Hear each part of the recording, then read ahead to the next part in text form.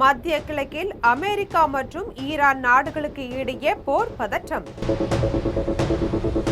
உச்சகட்டத்தை எட்டியிருக்கக்கூடிய நிலையில இரு நாடுகளின் அடுத்த கட்ட நகர்வுகள் உலக அரங்கில பெரும் உற்றுநோக்கலை ஏற்படுத்தியிருக்கு.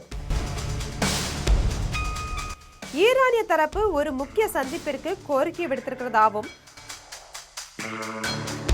அதன்படி கத்தார் நாட்டின் தலைநகரான தோஹாவில் செவ்வாய்க்கிழமை இருதரப்பு சந்திப்பு நடைபெற திட்டமிட்டிருக்கிறதாவும் அமெரிக்க அதிபர் டொனால்ட் ட்ரம்ப் அதிரடியா அறிவிச்சிருக்காங்க.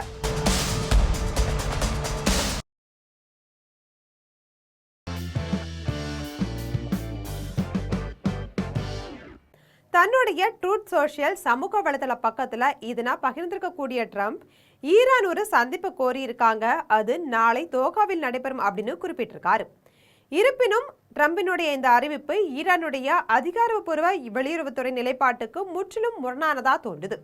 இந்த வாரத்துல இரு நாடுகளுக்கு இடையேயான ஒப்பந்தங்களை செயல்படுத்துவது குறித்து விவாதிக்க தொழில்நுட்ப பணிக்குழுக்களின் கூட்டங்கள் எதுவும் திட்டமிடப்படல அப்படின்னு ஈரானிய வெளியுறவுத்துறை துணை அமைச்சர் காசிம் கரிபாபாடி திட்டவட்டமா தெரிவிச்சிருக்காங்க. அமெரிக்காவினுடைய தொடர் ராணுவ நடவடிக்கைகளுக்கு எதிர்ப்பு தெரிவிக்கும் வகையில வாஷிங்டன் தன் தாக்குதல்களை நிறுத்தவில்லை என்றால் பேச்சுவார்த்தைகளை முற்றிலுமா முடக்கிடுவோம் அப்படின்னு டெஹ்ரான் ஏற்கனவே எச்சரித்திருந்த சூழல்ல இந்த முரண்பாடு எழுந்திருக்கு. இந்த மோதலினுடைய பின்னணியில உலக வர்த்தகத்தின் முக்கிய நீர்வழி பாதையான ஹார்முஸ் ஜலசந்தி மீதான கட்டுப்பாட்டு பிரச்சனையே முதன்மையா இருக்கு. அமெரிக்காவுடன் மேற்கொள்ளப்பட்ட புரிந்துணர்வு ஒப்பந்தத்தின்படி இந்த ஜலசந்தி தங்களுடைய முழு அதிகார வரம்பிற்குள் வருவதா ஈரான் உரிமை கோரி வந்தது. ஆனா ஈரானின் மேற்பார்வை இல்லாம இந்த நீர்வழி பாதையை திறக்க எடுக்கப்பட்ட முயற்சிகளுக்கு பதிலடியா அங்க கடந்து சென்ற வர்த்தக கப்பல்கள் மீது ஈரான் தாக்குதல் நடத்தியது. இதற்கு பதிலடியாதான் அமெரிக்கா ஈரான் நாட்டின் பல்வேறு இலக்குகள் மீது வான்வழி தாக்குதல்களை நடத்தியதால் மத்திய கிழக்குல போர் மேகங்கள் சூழ்ந்திருந்தது. இத்தகைய இக்கட்டான சூழ்நிலையிலும் பதற்றம் மேலும் அதிகரிப்பதை தடுப்பதற்கான ரகசிய தகவல் தொடர்பு வழிகள் தொடர்ந்து செயல்பட்டு வருவதா சர்வதேச ஊடகங்கள் தெரிவிக்கிறாங்க.